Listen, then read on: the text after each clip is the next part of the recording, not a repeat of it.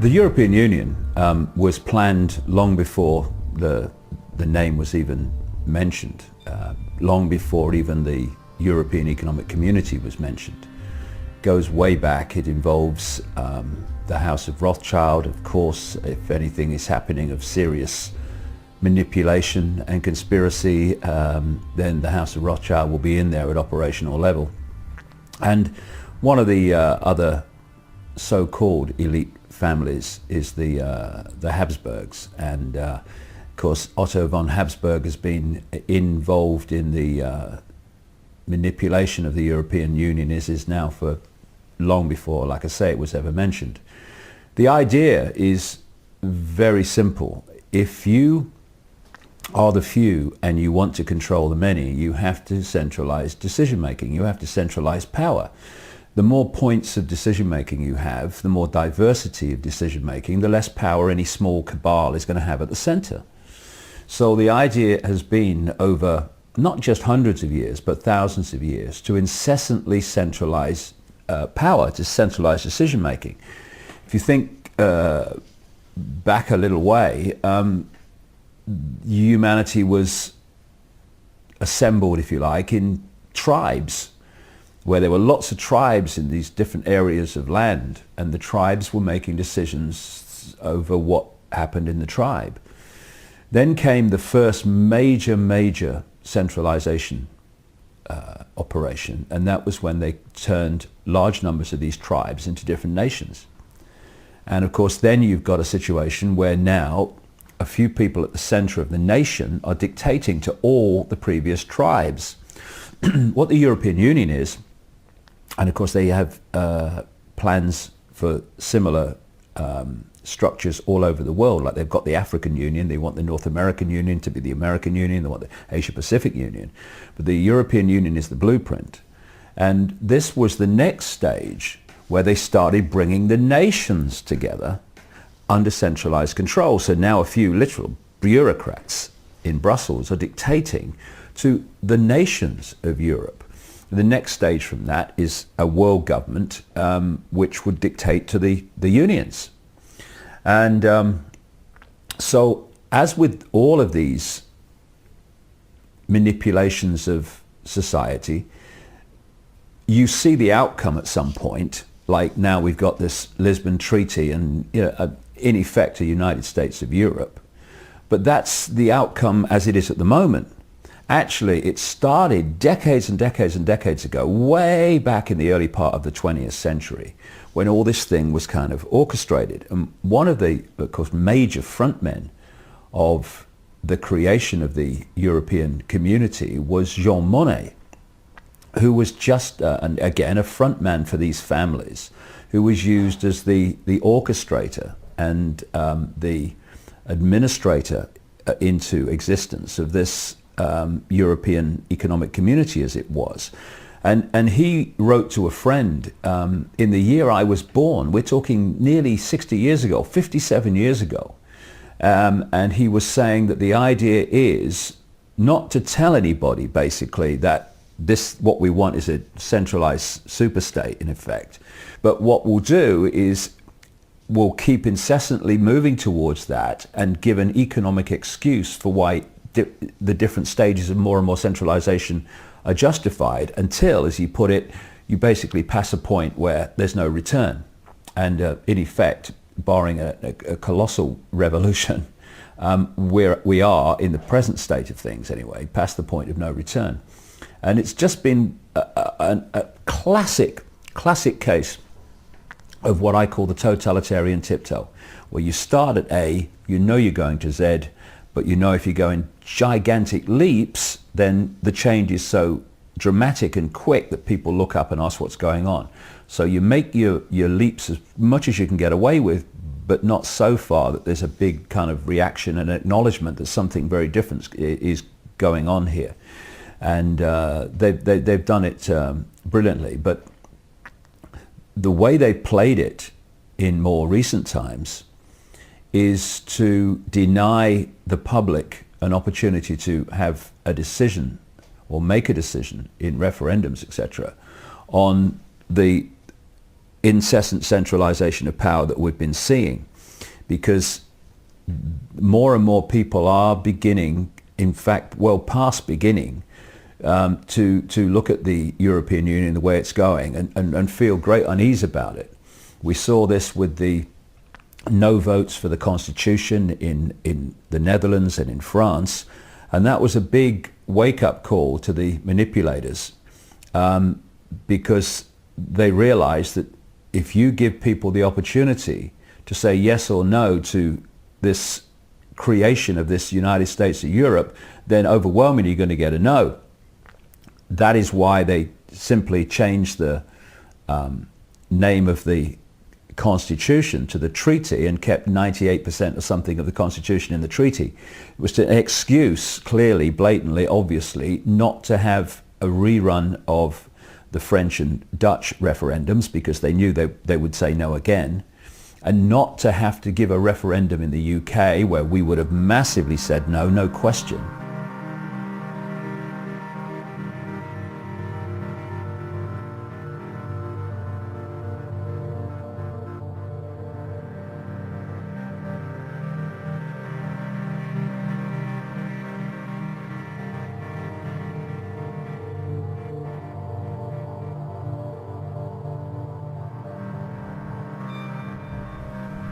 The arrogance and the agenda of this cabal is such that public opinion is totally and utterly irrelevant. And if public opinion is going to say what you don't want it to say, then you do not give public opinion the chance to say it. In Ireland, of course, thanks to the Irish Constitution, they had to have a referendum on this treaty. And the Irish said no. What happens then is we can't call it something else, so we've got to get the Irish to turn over that decision. Now, you see, in a normal course of events, you have a referendum. The referendum decides, and everyone gets on with their lives. And if that referendum, that first one in Ireland, had have said yes to the treaty, that is exactly what would have happened. But as I've said many times over the years, if it's the agenda, it doesn't take no for an answer. And so you know when it's the agenda because it will not accept the outcome of a public referendum. So we have the second one. What happens then is they go to town big time on all the areas they need to change to get a different vote. One of the things that happened in Ireland, outrageously, was the people that decide media policy and media balance policy and media bias policy in Ireland decided that in the second referendum, the television stations and the media didn't have to give equal time to the yes or no vote. They just had to give basically equal time to each party. And as only one party, Sinn Féin, was wanting to vote no, of course, the massive yes vote got, arena rather, got all the coverage. And to be honest, if that vote had not been genuinely no, and some people think it wasn't, then they would have made it so by manipulating the votes anyway and manipulating the count, and because these people will not take no for an answer. So what we now have is a situation, outrageously, where a group of unelected bureaucrats in Brussels, appointed by other bureaucrats, controlled by the elite family network, are now going to decide on the policy and the structure of European society. And for those Irish people who genuinely voted yes to it, and those young people I saw jumping up and down with joy like a goal had been scored in a cup final when the vote came through yes. If you ever watch this, you people that did that, you are going to regret what you did for the rest of your life. Because what's going to happen now, and we're already seeing it, Henrik, is once this power is secured, we've only got the Czech Republic now to go through it, etc. we are going to see the speed of European central control just be unleashed. This European control system, as we speak, is like a series of 100-meter runners at the start of an Olympic 100-meter final. It's like, on your marks, get set, and now they're waiting. And as soon as this control system is through and this treaty is all intact, the gun's going to go off. And in all directions, massive centralization of power, dictatorship from the center is going to happen. We're going to see things like a European database where all the countries pull their database. We're going to see European laws, European law enforcement, etc., etc. And you people in Ireland, good on you who voted no, but you voted yes. Young people, I'm afraid the celebrations are going to be very short. Because you know what the Irish have done, those that voted yes? They've voted to never have the option of voting again. Because what this means is, from now on, with the changes in the structure, we have literally a European government that has almost total power. And when you think that even now, before the treaty comes in, something like 75% of laws in the UK originate in the European Union, well, what's going to happen now? And it's been coming a long time, and some people have seen it, and some people have been watching the soap and the sports. Speaking about law, the law text of the European Union, or the body of the law, acquis communautaire, or whatever is the French term, probably butchering that, but anyway, it contains about 80,000 pages of law according to some sources. Then this UK think tank, which is critical of the European Union, called Open Europe, recently did a check on this and claimed that it actually is 170,000 pages long, the body of the law in the European Union. So with that, having said that, the New World Order pretty much is potentially not the crackdown that we first might have thought it was, with tear gas and tasers, batons, rubber bullets, what have you, advanced technology, so-called non-lethal weapons and so forth. Okay, that happens now and again, like in Pittsburgh, but generally it seems like the New World Order is more about rules, regulations, bylaws, do's and don'ts, ink and paper, and in a way, in the future panopticon, if you will, even to make a move or to be able to do something, you have to file a motion or turn in a paper or something like that. And that seems to be what is happening right now. We're being entangled in this web of laws, pretty much. Maybe you can comment on that. Well, the web of laws is a very good term, because I have an image that an artist friend of mine, Neil Haig, knocked out for me and produced for me, which I use in my talks, which is of a spider's web with the spider entangling human beings in the web. And it's a very good analogy, because what you're looking at is, in all areas of human activity, the do's and don'ts are coming closer and closer, becoming more and more fine detail. And the point is to tangle you to the web like a fly to the web, so you can't move. And of course, ludicrously detailed bureaucracy is part of that. I spoke in Croatia a couple of times in the last couple of years, who are in the process of negotiating entry to the European Union.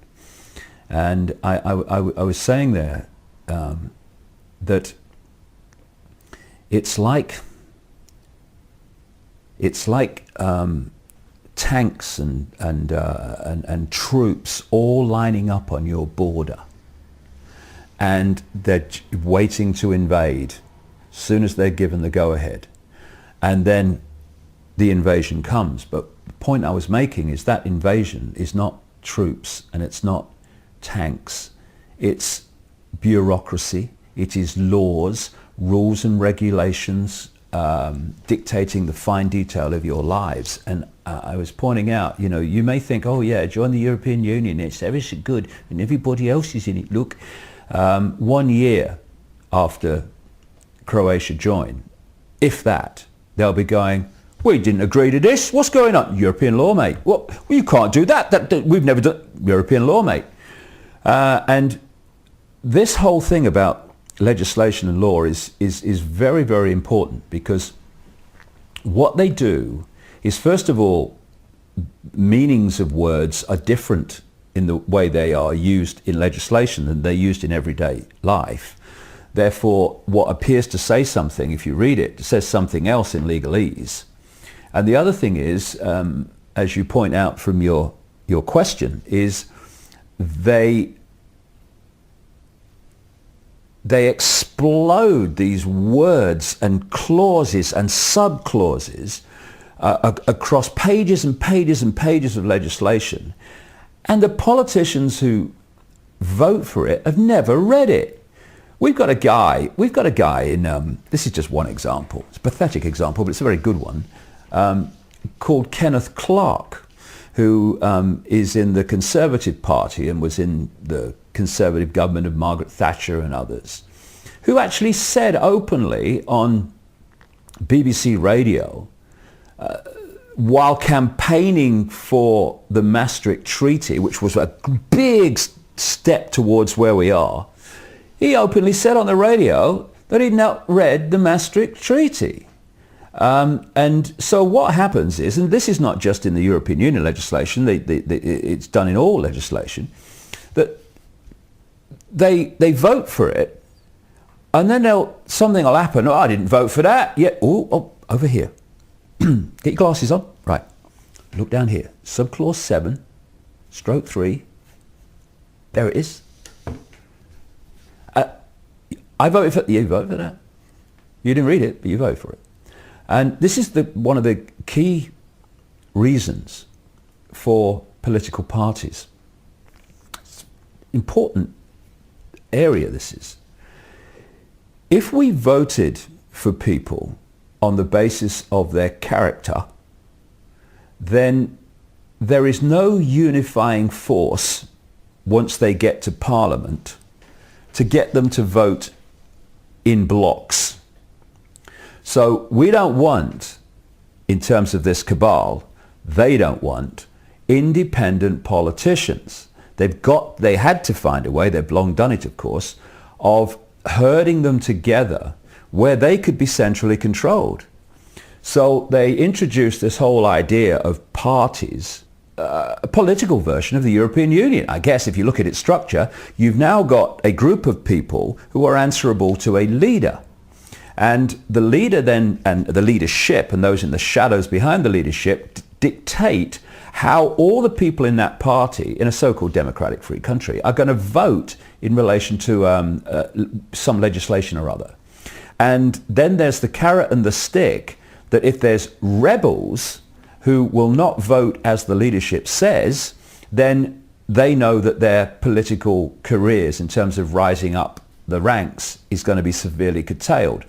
Because they know that, the politicians in the party who are there for power, there for prestige, they're not there through values, they will toe the party line and vote for legislation they've not read, and even if they did, they didn't agree with, but they'll vote for it anyway. And so we have this system in Britain, the whip system, they have it in most other countries too, of course, where these guys from the parties go round and threaten people in their own party if they don't vote with the party line.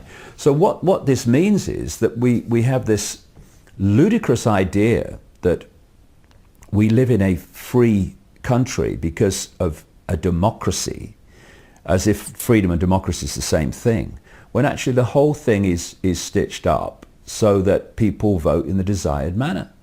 And we need a totally different look and perception of how humans organize themselves, because at the moment they don't organize themselves. They're being organized from the center in an increasingly fierce and dictatorial way. You touched a little bit on the Lisbon Treaty, obviously. The Irish voted yes. Either they were scared into submission because of the economic situation, which is happening right now, or maybe the 2.4 billion pro-European propaganda euros, tax funded by the way, Maybe those worked its charm on the Irish people as well. And there's a number of things now that are going to be implemented under the Lisbon Treaty. And there's two things, maybe if you can comment on this. One of them is the death penalty in the EU in the case of war, riots, and upheaval, whatever that actually means, upheaval. And also the potential upcoming future president, unelected president of the European Union. Some say Tony Blair, recently converted to Catholicism and all that, the whole background story on that guy, war criminal, liar. If Tony Blair converted to humanity, it would be a start. He's not managed it yet.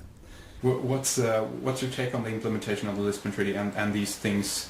Mentioned death penalty and Tony Blair. Do you think that they will be implemented and enforced? Do you think Tony will get in as well? Well, I think that's the way it seems to be going, and different people like Sarkozy, who I wouldn't trust to tell me the time in a room full of clocks, and Berlusconi, both of which are close associates of Tony Blair because they're all in the cabal. They're pushing him, and Tony Blair is the classic frontman for this whole conspiracy because he has no values, he has no sense of decency, he has no empathy with the consequences for others of his actions. And wherever he has been in power, war has followed. The 10 years that he was in power as Prime Minister of Britain, he took the country into war after war in league with the United States. Both countries controlled by the House of Rothschild. That's why they move as one unit. And it's why Israel and Mossad move as one unit with America and Britain, because that's one of the great fiefdoms of the House of Rothschild. It's all comes back to them at operational level in the end. And so Tony Blair will implement anything that he's told to implement. He's the ultimate yes sir, no sir, anything you say sir. And of course, at the moment, after his time as Prime Minister and before he probably becomes the President of Europe, he's had payback. He has been given enormous amounts of money for doing nothing in terms of advising JP Morgan Chase, phenomenal amounts of money for sycophantic, bland, say-nothing speeches. And he's getting payback for services rendered when he was Prime Minister of the United Kingdom and did whatever he was told.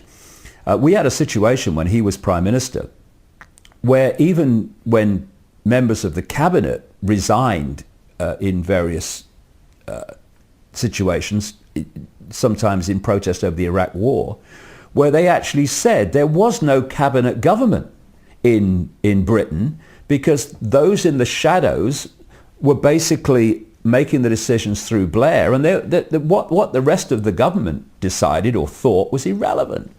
And now, if he becomes the President of Europe, if you look at his track record, you look at the people behind him, you look at what the agenda is in terms of a third world war to complete the process to world government, world central bank, world army and all this stuff, he will take the European Union into a war. I mean, he knows no other way.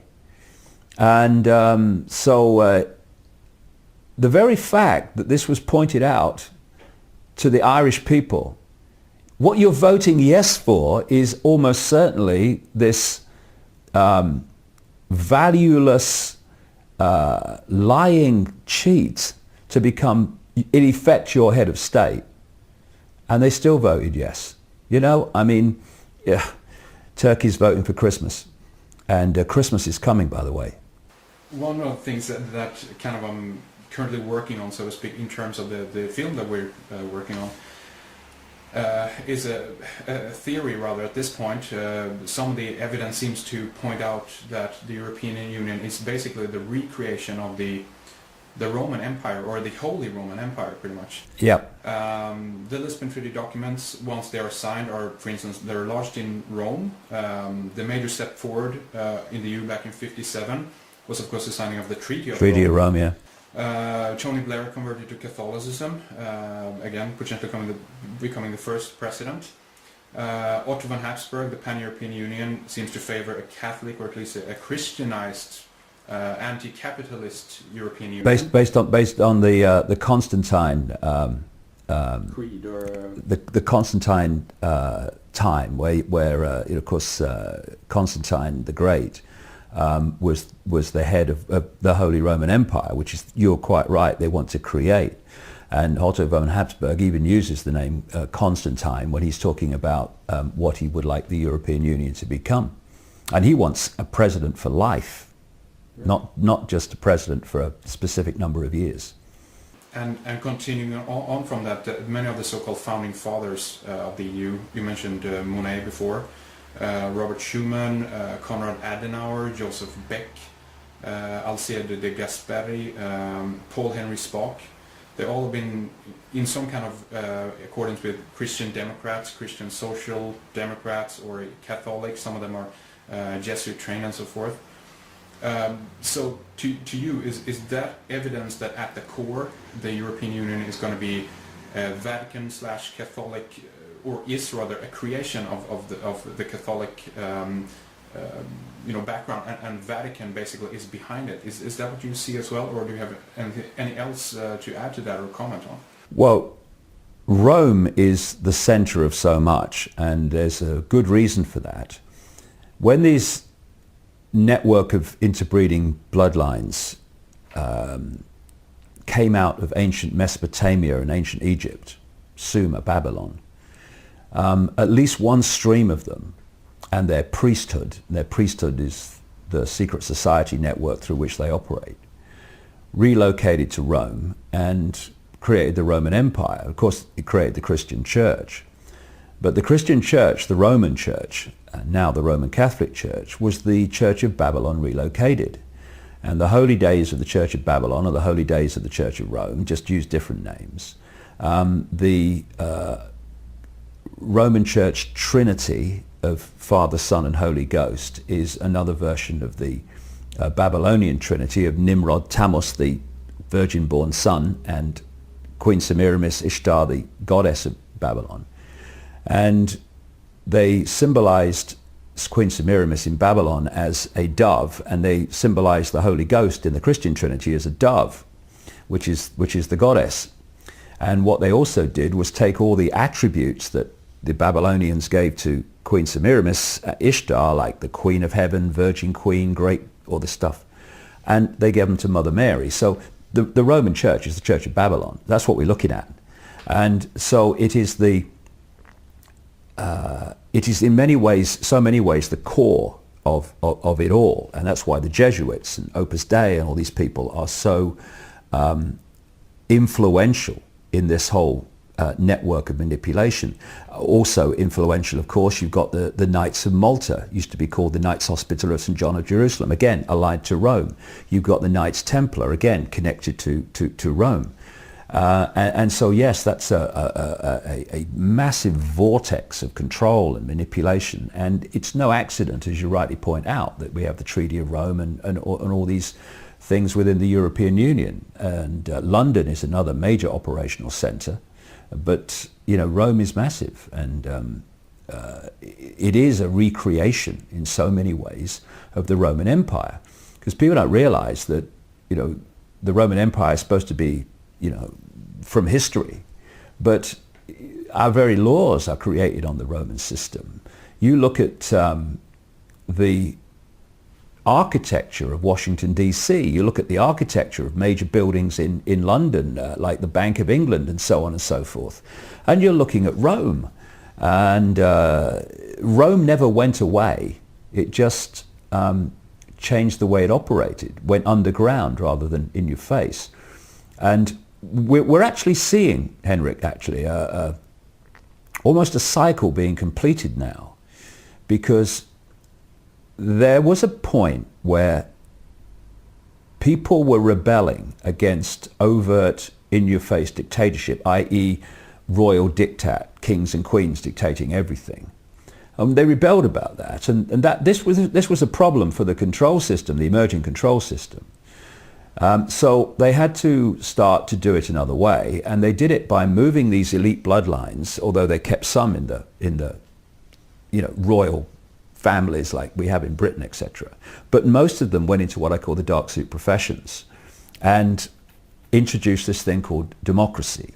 And they had politicians which appeared to be voting in relation to what people wanted, and they were being elected by people.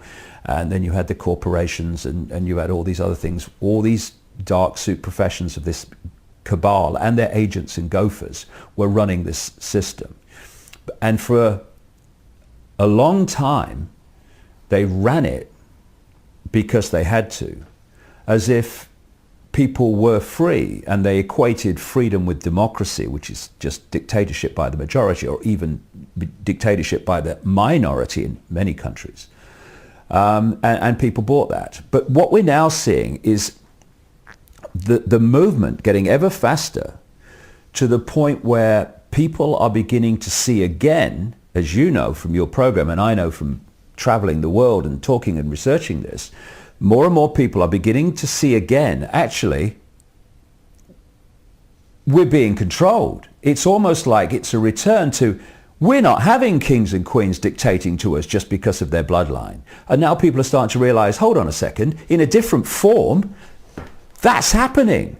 And so we're seeing the European Union and all these other institutions of power becoming more and more blatant in the fact that that's what they are, dictatorships.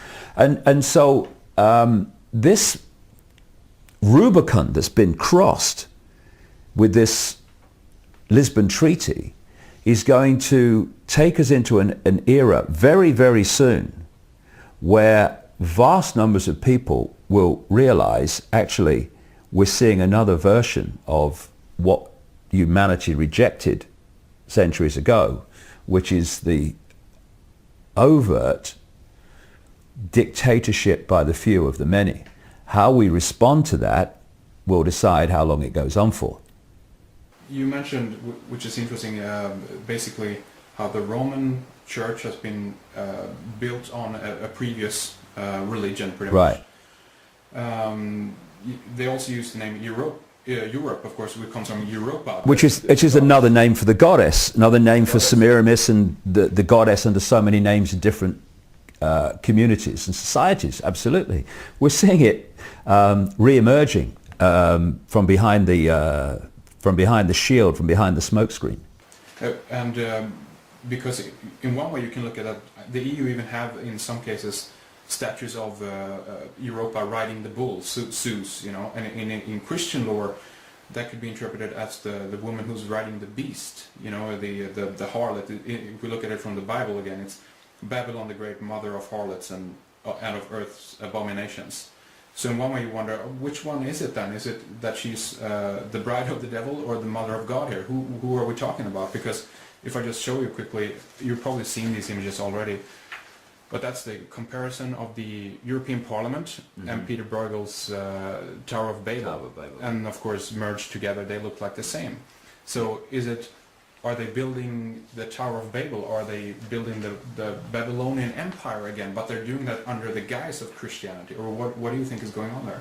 Well, all the way through this period, from Babylon, Sumer, ancient Egypt, right through the present day, the same network of interbreeding families and bloodlines have been at work. And they've been following the same religion, worshipping the same, quote, gods. It's all been the same stream of belief, of manipulation of families all the way through. But there have been periods where they've had to hide it. And there's periods when they've put it in front of our faces because they were confident enough that they could get away with it. So if you go further back, they were openly displaying their human sacrifice, their idols, their symbols, the whole thing. And then they went through this period where they felt necessary to do it covertly. And what we're seeing now is the re-emergence of putting it in our face. Now, this is happening in two ways. First of all, they're doing that. But secondly, as a result of a tremendous amount of research by people over the last few years, and the internet and books, etc., increasingly vast numbers of people are aware of these symbols. They're aware of the bloodlines. They're aware of the agenda. And what's actually happening, what conspiracy research is actually about, is bringing from the subconscious, the subliminal, to the conscious mind. So if you show someone a subliminal advertisement, for instance, and they look at it, the conscious mind won't see it. Almost everyone's conscious mind won't see it. When you point out where the subliminal is, and then show it them again and again, anytime, the first thing they will see is the subliminal they couldn't see before, right? This is the way it works. I mean, it's amazing, but it's the way it works. Because what you've done is you brought it to conscious awareness. Now, as researchers, etc., have brought these things to public attention, they are bringing them out of the subconscious, out of the subliminal. And so people are seeing these things like they wouldn't have seen them before. So to an extent, they're putting it more and more in our face. But allied with that, people are seeing it more and more. Because a lot of things that were there before, like the Statue of Liberty, which is a classic representation of the goddess of Babylon in the way that she was portrayed, holding the torch, the lighted torch, which was the symbol of Nimrod, the Babylonian father god. And actually, she's actually standing in New York Harbor on a depiction of the sun. So it's all kind of sun-moon symbolism, which is basically the religions of these people, because that's another story. The sun-moon is covertly hiding the real meaning for those symbols. But so people are seeing it more, and will go on doing so, because these families are seeking to impose a global Roman Empire and a global Babylonian Empire, if you like, and therefore the symbols that they will use will be the symbols they've always used, and that's where it's becoming more blatant to people as they become more aware of what's going on. If we look at some of the more obvious symbolism of the European Union, if we look at the flag then, for instance, again, we have the 12 stars in the flag. Do you think that that's an astrological / zodiacal reference? Is it a Catholic reference with the Mother Mary and her 12 stars around her head? Or if we take it further, do you think could it be like the 12 lost tribes of Israel? Is it a Zionist reference here as well? What do you think? Well, people use symbols for different reasons, and they can have different meanings for the same symbol. But what is blatantly clear is that the 12 stars in a circle are an ancient symbol of the goddess. So, in the book of Revelation, which you can read in the Bible, you've got the 12 stars around the goddess figure. And the story that's told, cover story, is that there was a gentleman who was involved well before the European Union and the European community became established, who was involved in the background early administration of the whole process of introducing it, who was walking along and looked up, and he saw a statue of Mother Mary, and he looked up and he saw the stars around her head, and it was a clear blue sky, and he looked up and he saw the stars and the clear blue sky and said, that must be the symbol of the European Union. And he went along and he said it to his associates, and they said, that's a good idea. And we're asked to believe that. It's a blatant symbol of at least on one level, the goddess figure. And, the symbolism you've mentioned of the goddess Europa riding the bull. Well, the bull is the god figure. It's the Nimrod figure. And you've got commemorative coins being minted by the European Union over the years. And there was one in 2005 to 2006, something like that, which has Europa riding the bull. I mean, ancient esoteric occult ritual symbols are all over the place because these families are that are behind the European Union, behind the Babylonian Empire, the Roman Empire. It's a continuation. It's not something new. It just changes the mask on its face as it moves through history. Also, you mentioned Rothschild as being behind the creation of the European Union as well. And actually, yesterday I found an interesting thing regarding Rothschild. They said this: in 1954, Baron Robert Rothschild was appointed chef de cabinet of Paul Henry Spaak at the Belgian Foreign Ministry. For the next 2 years, he worked together with Spaak and, maybe butchering his name here, Jean-Charles Snoy et de Oppers, or something like that, on the Treaty of Rome. Before the final signing of the treaty in 1957, shortly before the treaty was signed, Rothschild standing beside Spaak, gazing over the Forum Romanum in Rome, when Spaak said, "I think that we have re-established the Roman Empire without a single shot being fired." Anything you want to comment in regards to that? Exactly what they've done. Like I say, they want a global Roman Empire. The Rothschilds are fundamental to this. They are a family that were once called the Bowers, who were a notorious, if you say, black magic, occult, secret society type family who changed their name to Rothschild, Red Shield. And from that time, they grasped control of the now global economic system. They control all global finance virtually that has any effect on people's lives anyway. And they operate as if not the spider, then the operational organization of the spider. They are the people that are closest to the spider and at the center of this global secret society web, and they hand out the agenda and make sure it's played out through the web in every country. And so they don't just control the financial level, they control the corporations, and they control governments, and they are also the guiding, controlling force behind a network of organizations which were spawned from a secret society started in Britain in the late 19th century called the Round Table.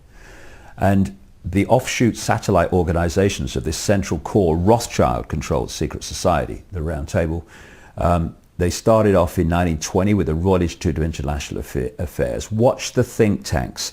Look how the world is awash with think tanks, right? The think tanks are the means through which this whole thing is orchestrated overwhelmingly. So you have a think tank called the Royal Institute of International Affairs in London. A year later, 1921, Council on Foreign Relations, which dominates United States foreign policy and the State Department in America, etc. Then you had the Club of Rome, I think that was 1968, that was set up to manipulate the environment and the environmental movement to justify global transformation. And this is where the lie of human-caused climate change has come from. 1954, you had the Bilderberg Group, and then in 1973, you had the Trilateral Commission, which was co-created by David Rockefeller, and the Rockefellers are a subordinate bloodline within the network to the Rothschilds. They represent the Rothschilds in America, the wider world too, but especially America. And the other co-creator of the Trilateral Commission was Zbigniew Brzezinski, President Jimmy Carter's national security advisor, who is one of the prime mentors of Barack Obama, who's just another, mask on the same face that as Bush was. And the Bilderberg Group is very, very important in the creation and the centralization of power within the European Union.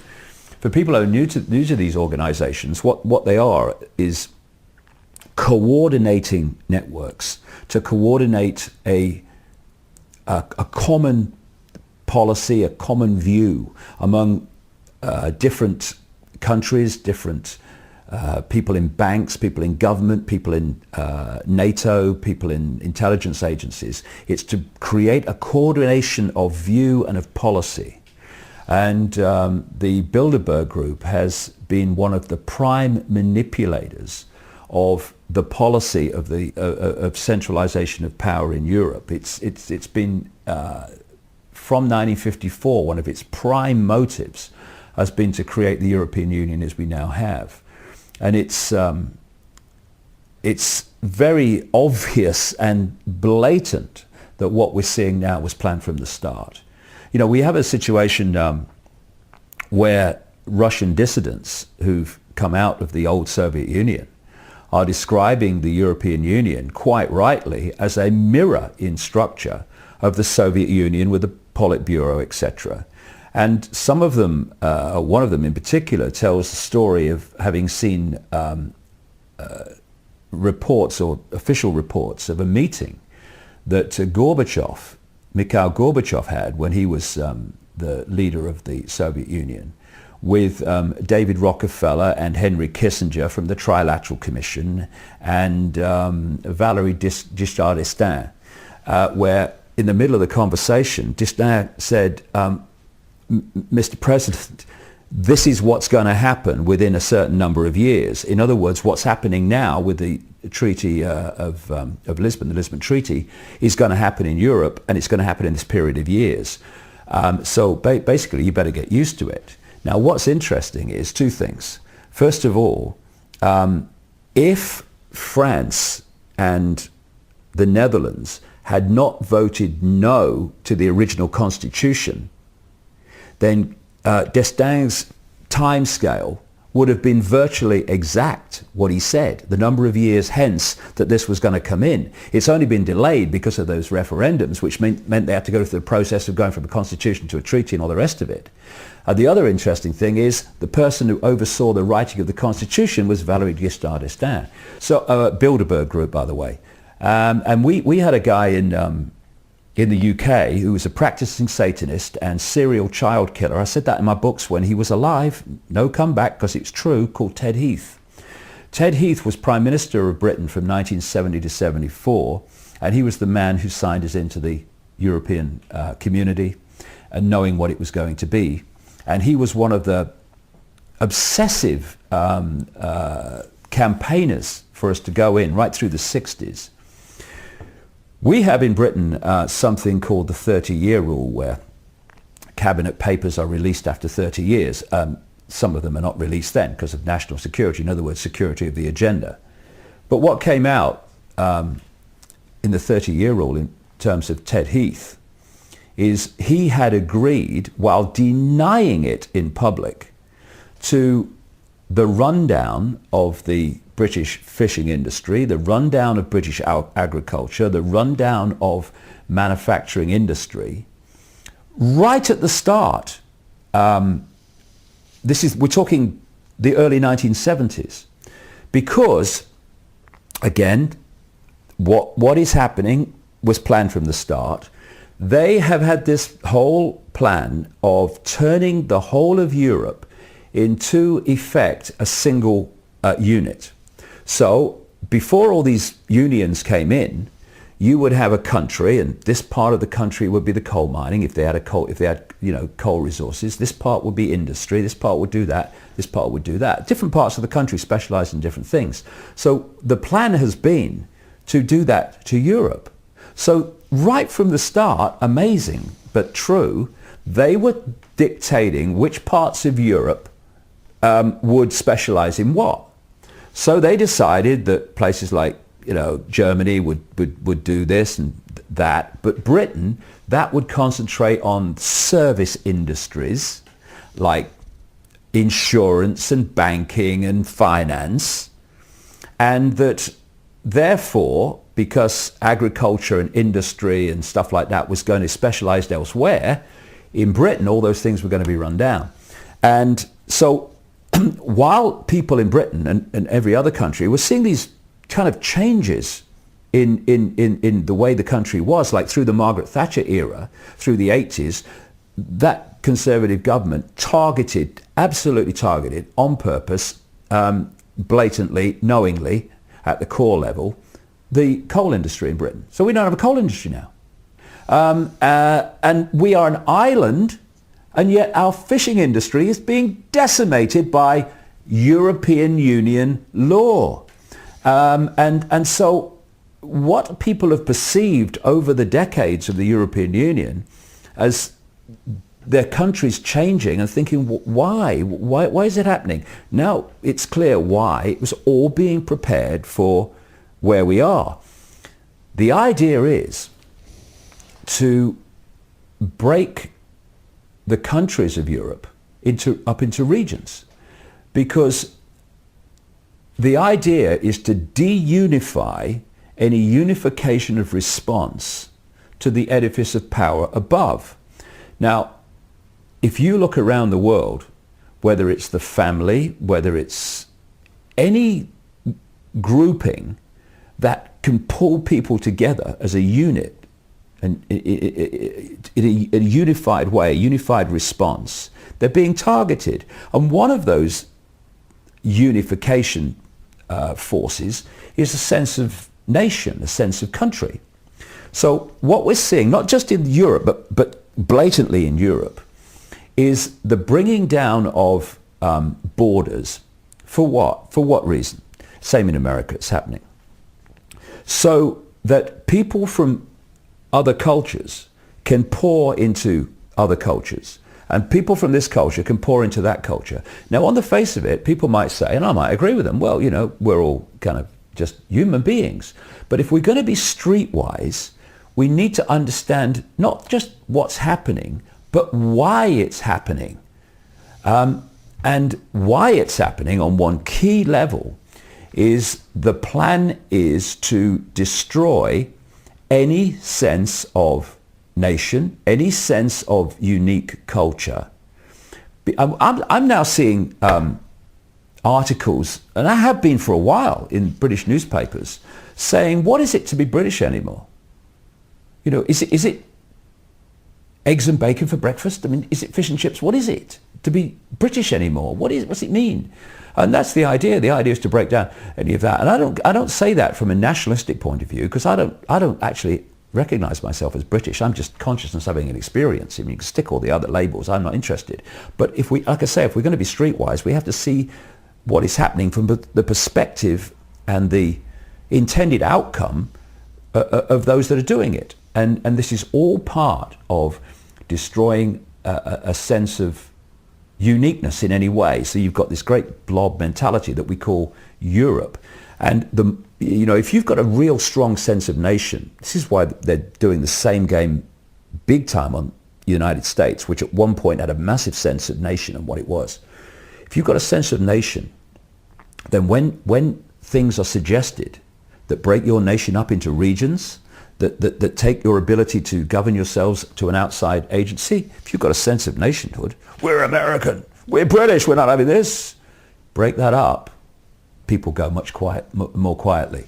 And that's the idea. They want to, and the other interesting thing is some of the maps that have come to light that have been in British newspapers from time to time over the years, they don't just turn Britain into a series of regions, but they take this region of Britain and they clump it together in a regional group with a region in France and a region in Scandinavia. Again, all deunifying. So the only unified force in the entire structure are the bureaucrats sitting around a table at the center. That's the idea. It's being done mercilessly and has been unfolding for decades because the blueprint was there right from the start. A ruthless human being is more easily controlled, as easy as that. Although everyone might not identify, as you say, with their nation or with their culture even, that is at least one fundamental point in many people's lives, and when they take that away, then it's much easier to control that human being, obviously. Exactly, that's the idea. Joining of Israel into the European Union, there have been talks of them joining as well, and which might again allude to the Zionist connection to the European Union and Israel. Because Kudnov-Kalergi apparently had well, if you want to term the very racist views in terms of how he viewed the Jewish race as supreme to the rest of the European people and so forth. Do you think that's the case? Do you think they go hand in hand? We talked about the Rome connection, obviously, but in terms of Zionism, if we look at that from one thing, are those separate, or do they go hand in hand, Rome and Israel, or Zionists? They're all connected, and they're connected through the House of Rothschild. See, if people just took a breath and looked at the whole scene, they would ask a series of questions. Why does that slither of land called Israel, and I've driven around it, and you can virtually drive around it in a day, why does that have so much power? Why is it the biggest by far recipient of American aid when it is one of the richest per capita countries in the world? Why does it have the biggest F-16 fleet outside America? How come it can have a very considerable arsenal of nuclear weapons, refuse to sign a non-proliferation treaty, and have a breathtaking agreement, which has just been confirmed by Barack Obama in the last few months, that they have a policy in terms of America and other countries and Israel, that they don't ask whether they've got nuclear weapons, and therefore Israel doesn't have to say if they have or not. This is an official policy. Why, when they pepper bomb the most crowded piece of land in the world and instigate slaughter on a shocking scale, does the international community, apart from one or two people, say nothing? Simple. The House of Rothschild controls Israel. It created Israel. And more than that, it created a political philosophy. Note, a political philosophy called Zionism. What they've brilliantly done, though it's breaking down, is they have equated Jewish people as a race with Zionism, which is a political philosophy. And at its core is a secret society, connects into the other secret societies. And so if you challenge Zionism and its horrors and its impositions and its hypocrisy and its slaughter, you are equated with being prejudiced against Jewish people. What they don't tell you is significant numbers of Jewish people actually are appalled by Zionism and actually openly protest against it. And there's some fantastic young people in Israel that refuse to serve in the military and end up in jail because of it. And, you know, they are incredible people to have that sense of value. The questions that I've just posed can be answered very, very easily. The House of Rothschild control American politics. They control the neocons that control Bush. They control what I call the democons that control Obama. And in the White House, as I speak, we have the White House Chief of Staff, Rahm Emanuel, who is the puppeteer, immediate puppeteer of Obama, and his father actually served in an Israeli Zionist terror group called Irgun, which, with others, bombed Israel into existence and forced 750 to 800,000 Palestinians to leave their homeland after 1948. The reason, therefore, that Israel is the biggest recipient of American aid and military support is because this hand called the House of Rothschild takes the money from the United States and hands it to this hand called Israel of the House of Rothschild and says, thank you very much. The reason that there's no questioning of Israeli nuclear capability, that they get away literally with mass murder time and time again, is because the House of Rothschild also controls the countries of the European Union and controls the European Union. I mean, Tony Blair is a yes sir, no sir, 3 bags full sir, how high would you like me to jump sir, frontman for the House of Rothschild. So who do they put in after he left the British government as negotiator of peace in Israel? Tony bloody Blair. What shall I say, Mr. Rothschild? Thank you very much. Thank you. Thank you. And that's it. So when you've got the same force controlling all these different agencies, then of course they're going to be coordinated. That's why Israel gets away with what it gets away with. And if people think that's anti-Semitic, well, actually anti-Semitic means anti-Arab, by the way, then they'll have to take it and shove it somewhere where the sun don't shine. Because I ain't shutting up about this, because it's fundamental to understanding the world and to understanding the European Union and world events. The Jewish people in general have been mercilessly used by the House of Rothschild and their front secret society, satanic secret society called Zionism, as a front which they can hide behind. So it is House of Rothschild organizations like B'nai B'rith, Sons of the Covenant, who created an organization called the Anti-Defamation League, which goes around defaming everyone, ironically, who have not just campaigned for hate laws that stop you exposing these people, they've actually written the bloody legislation in America and North America and Canada. And so these hate laws, which say you can't say this, you can't say that because that's prejudice and all that, they're not there to protect gay people. Everyone to their own, I say. I couldn't care less. They're not there to protect Jewish people or minorities. They're there simply to stop legitimate investigation of the Rothschilds and its network. That's what they're there for. And they are in so many ways the Rothschilds. At operational level, the center of the spider's web. And they need to be exposed, because if they get exposed and they go, when I say go, they are removed from their positions of power. Because, to be honest, if they went to jail for what they have been responsible for, the House of Rothschild, they would have to reincarnate hundreds of times to complete the sentence. And we've ignored them, or we've not ignored them. People have ignored their power for long enough because they've brilliantly hidden it.